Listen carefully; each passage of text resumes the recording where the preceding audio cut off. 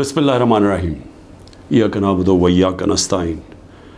मैं अपनी पाकिस्तानी कौम की तरफ से सबसे पहले जो बजौड़ के अंदर दहशत गर्दी का हमला हुआ, जिसमें अभी पता नहीं चल रहा लेकिन 40 शहादतें हो चुकी हैं और कहते हैं 50 लोग इस वक्त बुरी तरह उस धमाके से वो ज़ख्मी हैं।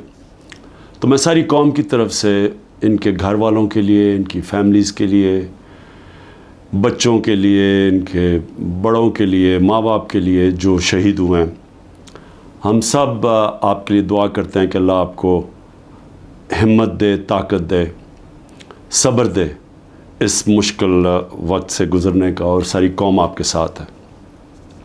इसके साथ मैं अपनी गवर्नमेंट को जो पैगाम देना चाहता हूँ वो बड़ा आसान है, सिंपल है। पैगाम ये है कि जब सारी आपकी resources, intelligence agencies, security forces, उनका सिर्फ़ एक ही मकसद हो कि मुल्क की सबसे बड़ी जमात उसको किसी ना किसी तरह ख़त्म किया जाए, हर किस्म के उनके ऊपर केसेस किए जाएं, उनको जेलों में डाला जाए, उनके घरों के ऊपर हमले किए जाएं, उनके लिए उनके रिश्तेदारों का पता चलवाओ, उनकी बिजनेसेस बंद करो और किसी ना किसी तरह इनको ख़त्म करो। जब एक हुकूमत का सारी तवज्जो इधर आ जाती है तो वो कैसे, जो नज़र आ रहा है कि दहशत गर्दी बढ़ती जा रही है, वो कैसे इसका मुकाबला करेगी। देखिए, हमें एक अल्लाह ने सुनहरी मौका दिया था जब अफ़गान गवर्नमेंट गिरी और जो नई हुकूमत तालिबान की आई, तो हमारे पास एक सुनहरी मौका था कि हम इस दहशत गर्दी के ऊपर पूरी तरह काबू पा जाए। क्योंकि हमारा सबसे बड़ा क्या था कि जी, गनी हुकूमत के दौरान 3 डिफरेंट दहशत गर्द ग्रुप्स पाकिस्तान में वारदात करते थे। एक था दाइश या आइसिल, दूसरी TTP, और तीसरा था जो बलोच के लिबरेशन BLA। तो हम उनसे बड़ी कोशिश करते थे लेकिन कोई हमारी मदद नहीं करते थे। तो तालिबान जब गवर्नमेंट आई तो याद रखें कि पाकिस्तान वाहिद मुल्क था जिनके सबसे बेहतरीन ताल्लुकात थे तालिबान से, क्योंकि पाकिस्तान ने दुआ की, टॉक्स करवाई, अमेरिकनों को इनके साथ बैठाया, तो सबसे करीब तो हम थे। तो असूलन तो हमें सीधी तौर उसका फ़ायदा उठाना चाहिए था, और ये जो ट्रांजिशन थी जिसमें वो हमारी मदद करने के लिए तैयार थे कि जो TTP को यहाँ सेटल करना था उसमें हम पूरी तरह तवज्जो देते, उनका बंदोबस्त करते कि जब वो यहाँ आना था उस मसले को वहाँ हल करते, और अफ़गान गवर्नमेंट पूरी तैयार थी मदद करने के लिए। लेकिन तवज्जो वहाँ से हट गई, गवर्नमेंट जैसी हमारी गई वहाँ से तवज्जो हट गई, और उसके बाद आहिस्ता आहिस्ता हम देखते आ रहे हैं कि ये दहशत गर्दी बढ़ती जा रही है। 636 एक साल में पख्तूनख्वा में सिर्फ दहशत गर्दी के वाक़या हुए हैं, जिसमें पख्तूनख्वा की पुलिस को सबसे ज़्यादा इसका नुकसान उठाना पड़ा, और उसके अलावा बलूचिस्तान में और वो जो कैंटोनमेंट पे जोब में अटैक हुआ। तो मेरी फिर से दरख्वास्त है कि ये मसला और बढ़ता जाएगा अगर अभी पूरी तरह तवज्जो ना दी और अपनी प्रायोरिटीज़ ठीक करें। ये जो तहरीक इंसाफ है ये मुल्क दुश्मन नहीं है। जो मुल्क की जो अवाम, जिस 70% 75% अवाम जिस जमात के साथ खड़ी है, वो मुल्क से ना गद्दारी कर सकती है ना उसकी दुश्मन है। तो उसके ऊपर पूरी तवज्जो दे के और यहाँ नज़रअंदाज करना कि जो एक मसला बढ़ता जा रहा है, तो मैं समझता हूँ कि इससे ज़्यादा जुल्म मुल्क से नहीं हो सकता। आगे माशी तौर पे हमारे हालात उधर पहुँच गए हैं जिधर आम आदमी, तनख्वाहदार तबका, उसका जीना मुश्किल है। बिजली का बिल, जो आज बिजली का बिल दे रहा है, वो सवाल तो ये पूछेगा ना कि साल पहले जब ये तहरीक इंसाफ की हुकूमत थी तो 16 रुपये यूनिट था, तो आज 50 रुपये यूनिट कैसे पहुंच गया? कौन सा इतना बड़ा अजाब आया है कि वो बैग जो 55-60 रुपए किलो था آٹے کا وہ پہنچ گیا 150 روپے کلو پہ. جو چاول ہیں وہ تقریباً دگنے ہو گئے چاول کی قیمت. تو ہر چیز جو یہ مہنگی ہوئی ہے, روپیہ تیزی سے گر گیا. تو پوچھیں گے تو صحیح کہ لوگ کہ ایک تو حکومت بدل کے یہ عذاب آ گیا, اور اس کے بعد جو دہشت گردی ختم ہو گئی تھی, بالکل نیچے چلی گئی تھی, وہ پھر سے بڑھنی شروع ہو گئی ہے. اور اس کے علاوہ کسی کو یہی نہیں پتا کہ اب ملک جا کدھر رہا ہے. نہ کوئی قانون ہے, نہ ملک کی کوئی آئین کی کسی کو پرواہ ہے. عدالتوں کے اوپر علیحدہ پریشر ڈالا ہوا ہے. صرف اور صرف ایک چیز سامنے ہے, کس طرح ملک کی سب سے بڑی جماعت کو ختم کیا جائے. اور کون ختم کرنا چاہتے ہیں؟ 30 سال سے یہ حکومت کر رہے ہیں ملک کے اوپر. 30 سال سے ملک پہ حکومت کر رہے ہیں. ایک دوسرے کو جو کہتے تھے کرپٹ ہیں, چور ہیں, منی لانڈرز ہیں, دونوں کو کہتے تھے ایک دوسرے کو. ایک دوسرے کے خلاف کیسز بنائے, کیسز ثابت بھی ہوئے, ملک سے باہر بھی بھاگ جاتے تھے. اور وہ آج اکٹھے مل کے کوششیں کر رہے ہیں کہ اسٹیبلشمنٹ کے کندھے پہ چڑھ کے کیسے ملک کی سب سے بڑی جماعت کو ختم کریں. اور اس کے اندر ہمارا ملک تیزی سے نیچے جا رہا ہے, مایوسی بڑھتی جا رہی ہے. جب 12 لاکھ پاکستان کے پروفیشنلز ملک چھوڑ کے چلے جائیں, یہ پیسے سے زیادہ, یہ جو ہمارا ڈالر باہر نکلا ہے, کیونکہ یہ اپنے ڈالرز بھی لے کے گئے ہوں گے نا, تو جو ڈالرز باہر جا رہے ہیں وہ علیحدہ چیز ہے. لیکن جو برین ڈرین ہوئی ہے, جو آپ کے وہ لوگ جو کہ سب سے زیادہ معاشرے کی اٹھانے میں ان کا ہاتھ ہوتا ہے, پروفیشنلز کا, وہ جب ملک چھوڑ کے جا رہے ہیں, بزنس مین وہ ملک چھوڑ کے جا رہے ہیں, جو آپ کے ڈاکٹرز ہیں ہاسپٹلز میں, جو اسپیشلٹیز کے اندر جو ڈاکٹرز ہیں, جو اسپیشلسٹ ہیں, جب وہ ملک چھوڑ کے جا رہے ہیں, تو مجھے بتائیں ملک کا کیا مستقبل ہے. اور وہ اسی لیے ہے کہ کسی کو سمجھ ہی نہیں آ رہی ملک جا کدھر رہا ہے, کہ ایک پارٹی کو ختم کرتے کرتے سارے ملک کے ادارے تباہ کر دیے. کسی ادارے کے اوپر لوگوں کو اس وقت اعتماد نہیں ہے. FIA کو تو لگایا ہوا ہے کہ جی کسی نہ کسی طرح پکڑو عمران خان کو اور یہ PTI کی لیڈرشپ کو, کسی طرح سائفر پہ پکڑ لو. یہ نہیں پتا کہ سائفر جتنی سائفر پہ بات ہوتی ہے تو ساری انگلیاں ان کے اوپر آتی ہیں. یہ جو آج اقتدار میں بیٹھے ہوئے ہیں, یہ ساری انگلی ان کے اوپر اٹھتی ہے. اور اب تو نون لیگ کے ڈیفنس منسٹر نے بھی کہہ دیا ہے کہ جنرل باجوہ نے تو ہمیں پہلے سے بتا دیا تھا کہ میں یہ گورنمنٹ گرانے لگا ہوں. اس نے تو یہ کہا ہے کہ اگر کرونا نہ آتا تو یہ تو 1 سال کے اندر گورنمنٹ گر گئی تھی ہماری, اور پنجاب تو وہ پہلے گرانا چاہتے تھے. اس کے بعد کہتے تھے تم سینٹر بھی لے لو. یہ نہیں کہ اس نے ڈیفنس منسٹر نے یہ جو بات کی ہے, ہمیں تو یہ پتہ ہی تھا کہ یہ ہو کیا رہا ہے, سازش ہوئی ہے. میں تو کہتا جا رہا تھا, اور سازش ڈیلے ہو گئی. 2 سال اگر کرونا کے نہ آتے تو اس کے وہ بھی کہتا ہے کہ گورنمنٹ پہلے چلی جانی تھی. تو ہمیں تو یہ پتہ تھا کہ سازش ہوئی ہے. لیکن یہ بھی ایک اور سوال اب اٹھتا ہے کہ کیسے کوئی آدمی جو گریڈ 22 کا ایک آفیسر ہے, کیسے وہ کس فورم پہ فیصلہ کرتا ہے کہ کون سی حکومت رہنی چاہیے, کون سی جانی چاہیے. کیا بند کمرے میں اتنا بڑا فیصلہ ہونا چاہیے جس کی اتنی بڑی قیمت قوم ادا کر رہی ہے. آج جدھر ہم پہنچ گئے ہیں, آج پاکستان کے حالات ہیں, اندر سے لوگ باہر جا رہے ہیں اور باہر سے لوگ پاکستان کو اب کس طرح دیکھ رہے ہیں. تو جب اس طرح کے حالات ہوں, کیا ملک کو صرف یہی کام کرنا چاہیے کہ کسی نہ کسی طرح جو عوام کی آواز بند کی جائے. پہلے الیکشن اناؤنس ہوئے 14 مئی کو, پنجاب کے الیکشنز کانسٹیٹیوشن کے مطابق. سپریم کورٹ آرڈر کرتا ہے, گورنمنٹ مانتی نہیں ہے. اسی وقت مجھے ویسے افسوس سے کہنا پڑتا ہے کہ سپریم کورٹ کو اس وقت اپنی ریٹ قائم کرنی چاہیے تھی. ہمیں افسوس ہے کہ انہوں نے اس حکومت کو آئین کو توڑنے کی اجازت دے دی. جب آپ نے ان کو کوئی ایکشن ہی نہیں لیا تو اس کا مطلب گورنمنٹ اور تو چوڑی ہو گئی.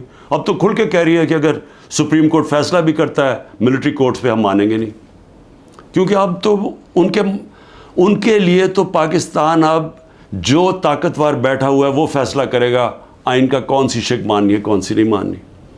تو میں صرف اس کا یہ آگے بڑھنے سے پہلے یہ جو جنرل باجوہ کی باتیں آپ سامنے آ رہی ہیں، کئی ایسی باتیں ہیں جو میں اس لیے نہیں کرتا، میں اپنے اداروں کو نقصان نہیں پہنچانا چاہتا، لیکن جو یہ جس طرح انہوں نے ایک سازش کر کے گورنمنٹ گرائی اور کیسے وہ ملے ہوئے تھے دوسروں کے ساتھ، یہ جو پی ڈی ایم کے لوگوں کے ساتھ کیسے ان کے رابطے تھے، اور کیسے انہوں نے جو سب سے بڑا ظلم کیا کہ احتساب کا عمل ختم کیا. احتساب یاد رکھیں کہ جو کرپشن کیسز تھے، میں بار بار کہتا ہوں 95% ہمارے پہلے کے کرپشن کیسز آ رہے تھے، ہمیں وراثت میں ملے تھے، ہم نے نہیں بنائے تھے. میرے اوپر تو آج 200 کیسز تقریباً ہو چکے ہیں چند مہینے کے اندر. ان کے اوپر 2 3 کیسز تھے اور وہ سارے پرانے بنے ہوئے تھے، 95% پرانے کیسز تھے. ہمیں تو وہ جو احتساب کا عمل تھا وہ بھی جنرل باجوہ نے اس لیے نہیں چلنے دیا کیونکہ ان کی پہلے سے ان سے ڈیل چل رہی تھی، بات چیت چل رہی تھی. لیکن ملک کو آج کتنا نقصان ہوا، وہ کون سا فورم ہے جس کے اندر یہ جائزہ لیا جائے گا کہ ایک کس طرح کے فیصلے نے اس عوام کو کتنا نقصان پہنچایا. میں دوسری بات جو کرنا چاہتا ہوں وہ یہ کہ دیکھیں، مجھے جو سب سے بڑا مجھے خوشی تھی وہ یہ کہ تحریک انصاف پہلی جماعت تھی جس نے خواتین کو پالیٹکس میں لے کے آئے، یعنی انہوں نے شرکت کی پاکستان کی سیاست کے اندر. مجھے فخر اس لیے ہے کہ یہ جو پاکستان موومنٹ تھی اس میں میری والدہ بتاتی ہیں کہ عورتیں کتنی شرکت کرتی تھیں اس پاکستان موومنٹ کے اندر. تو یہ پہلی دفعہ اس طرح عورتوں نے اتنی تعداد میں شرکت کی. ہم جو بائی الیکشنز جیتے، یاد رکھیں کہ جو ہم بائی الیکشنز جیتے ہیں 37 میں سے 30 بائی الیکشن ہم جیتے ہیں، اس میں عورتوں کا بہت بڑا ٹرن آؤٹ تھا. یہاں الیکشن کمیشن کو مصیبت پڑی ہوتی ہے کہ اگر اتنی عورتیں نہ پولنگ اسٹیشن پہ نکلی تو ہم الیکشن کینسل کر دیں گے. یہاں ریکارڈ ٹرن آؤٹ ہوا عورتوں کا جس سے ہم نے بائی الیکشنز جیتے. لیکن جو اس حکومت نے کیا ہے عورتوں کے ساتھ جو کیا ہے، پہلے تو یہ چھوڑے نا کہ ہمارا دین کیا کہتا ہے کہ کیسے کیا رویہ ہمارا ہونا چاہیے اسلام میں عورتوں کے ساتھ. اس کے بعد ہمارا جو کلچر ہے، میں بار بار لوگوں کو بتاتا ہوں کہ میں جب پہلی دفعہ باہر گیا پاکستان سے تو میں حیران ہو گیا. اس طرح کی عورتوں کی عزت باہر نہیں ہے، مغربی معاشرے میں نہیں ہے جو کہ ہمارے معاشروں میں ہے. اور جس طرح عورتوں کو سڑکوں پہ گھسیٹا، جس طرح ان کو جیلوں میں ڈالا، جس طرح ابھی تک جس طرح عورتوں کو جیلوں میں رکھا ہوا ہے، اور میں یعنی حیران ہوں کہ کیا ڈاکٹر یاسمین کسی یہ بلڈنگ جلانے میں تھی ملوث؟ کیا عالیہ حمزہ تھی؟ کیا طیبہ تھی؟ کیا صنم تھی؟ کیا ختیجہ؟ انہوں نے کوئی بلڈنگ جلائی ہے؟ ان کو اتنی بڑی سزا کہ 80 دن سے یہ جیلوں میں ہیں. اور بھی عورتیں ہیں، کوئی جیو فینسنگ میں کوئی عورت مل گئی اس کو پکڑی جیلوں میں ڈال دیا، اور ان کے بچے ہیں اور اس کے باوجود ان کو جیلوں میں رکھا ہوا. یہ کون سے معاشرے میں ہوتا ہے؟ اور یہ پرامن احتجاج تھا. پرامن احتجاج آئین ہمیں حق دیتا ہے. یہ پاکستان کا قانون نہیں توڑا تھا کسی نے. جو لوگوں نے جا کے کور کمانڈر ہاؤس جلایا تھا اس کے اوپر پوری تفتیش ہونی چاہیے اور سزا ملنی چاہیے، لیکن ان کو بھی تفتیش کریں. وہاں کوئی CCTV کیمرہ لگے تھے، سیف سٹی کے کیمراز تھے، پتہ تو چلے کہ کیا ہوا ہے. ہمیں پتہ ہے کہ عسکری ٹاورز کس نے جلائے ہیں، ہمارے پاس ایویڈنس ہے. ریڈیو پاکستان کی ایویڈنس مل رہی ہے کہ پشاور کس نے جلایا ہے. تو ایک ون سائیڈڈ ویو دے کے تو ساروں کو ہی اوپر ایکشن لے لیا جس میں عورتیں جیلوں میں ڈال دی. اور عورتوں کا ان کے جو باہر عورتیں ان سے کیا ہو رہی ہیں وہ چھپی ہوئی ہیں. ہماری جو تنظیم کی عورتیں تھیں ان کے گھروں کے اوپر اٹیکس، کئیوں کے خامد کو پکڑ کے لے گئے، کئیوں کی بزنسز بند کر دی، جو خامدوں کی ہسبینڈز کی بزنس بند کر دی. یعنی وہ اتنی مشکلوں میں ان کو ڈال دیا. اور کئی تو چھوڑ کے چلے گئے پالیٹکس. انہوں نے کہا جی ہم نہیں کر سکتے یہ کون کر سکتا ہے یہ مجھے بتائیں؟ جن عورتوں کے بچے ہوں، جن عورتوں کے خامد ہوں، بھائی ہوں، باپ ہوں، وہ جب دیکھیں گے کہ یہ ہو رہا ہے عورتوں کے ساتھ، کون اجازت دے گا اپنی عورتوں کو پولیٹکس میں آنے کے لیے؟ اور اس سے بڑا ظلم کیا ہو سکتا ہے کہ 50% آپ کی آبادی آپ ان کو پولیٹکس سے باہر نکال دیں، جبکہ وہ شرکت کرنا شروع کر دی تھی۔ ایک سیاسی شعور پیدا ہو گیا تھا جس میں عورتیں کیا، بچے، نوجوان، بوڑھے، لیکن جو عورتوں کی شرکت تھی، مجھے ایسے لگتا ہے کہ یہ پلان کے تحت، یہ پلان کر کے عورتوں کو سیاست سے باہر کیا جا رہا ہے۔ جس طرح انہوں نے اوورسیز پاکستانیز کی ووٹنگ کینسل کروائی، ہم نے جو ان کو ووٹنگ رائٹس دلوائے تھے، ہم نے ان کے پوری سسٹم کے کیسے انہوں نے شرکت کرنی ہے پاکستان کی الیکشن ڈے کے اوپر، پاکستان کے الیکشنز میں ووٹ ڈال کے، وہ انہوں نے ختم کروایا اوورسیز پاکستانیز کو، جن کے پیسے پہ ملک چلتا ہے۔ وہ اوورسیز پاکستانی اگر وہ اپنی ریمیٹنسز روک دیں، آدھا بھی پیسہ کام کر، پاکستان بینکرپٹ بالکل ہی بیٹھ جائے گا۔ ان کی انہوں نے بند کروا دی، کیونکہ وہ اوورسیز پاکستانی زیادہ تر تحریک انصاف کے تھے، ان کی ووٹنگ رائٹس ختم کروا دی۔ اور اب آ کے عورتیں، جو انہوں نے نظر آیا ان کو کہ عورتیں نکل رہی ہیں الیکشن میں، ووٹس ڈال رہی ہیں، جو بائی الیکشنز تحریک انصاف جیتی اس میں عورتوں کا بہت بڑا ہاتھ تھا، انہوں نے اب ان عورتوں کے اوپر یہ جان کے سختی اور ظلم کر رہے ہیں تاکہ وہ بھی پالیٹکس سے باہر ہو جائیں۔ اور میں پھر سے کہتا ہوں، اس سے بڑا معاشرے پہ کیا ظلم کر سکتے ہیں آپ، کہ صرف اور صرف یہ چوروں کا ٹولہ اوپر ملوث کرنے کے لیے یہ سارے حربے استعمال کیے جا رہے ہیں، یہ ظلم کیا جا رہا ہے اس ملک کے ساتھ۔ اور میں، کیونکہ عاشورہ بھی ختم ہوا ہے، میں صرف اپنی قوم سے ایک بات کہنا چاہتا ہوں۔ دیکھیں، ہم نے حضرت امام حسین کی شہادت سے کیا سیکھا ہے؟ ہم نے سب سے پہلے یہ چیز سیکھی کہ جو لا الہ الا اللہ، جس کو ایمان دے دیتا ہے، اور جس کو علامہ اقبال کہتے ہیں عشق، اور میں نے ایک علامہ اقبال کا فارسی میں نے ٹویٹ بھی کیا ہے، اور میں نے اس کو اپنی انسٹاگرام اور سارے فورمز پہ کہا ہے کہ وہ فارسی کہہ، لیکن اس میں انگریزی میں بھی اور اردو میں بھی پورا اس کا ترجمہ ہے۔ تو علامہ اقبال ان کی شہادت کو کیسے دیکھتے ہیں؟ اتنی خوبصورتی سے انہوں نے بتایا ہوا ہے کہ لا الہ الا اللہ کا مطلب آزادی، اور آزادی خوف سے بھی، آزادی اپنی میں سے بھی، اور وہ آتی ہے عشق اللہ سے عشق کرنے سے۔ اور وہ ہے جب لا الہ الا اللہ، جب آپ اپنے ذہن میں دعویٰ کر دیتے ہیں، پھر آپ کسی کے سامنے نہیں جھکتے۔ تو جب پتہ تھا کہ وہ پوری کی پوری فوج سامنے کھڑی ہے، پیچھے نہیں ہٹے، جھکے نہیں۔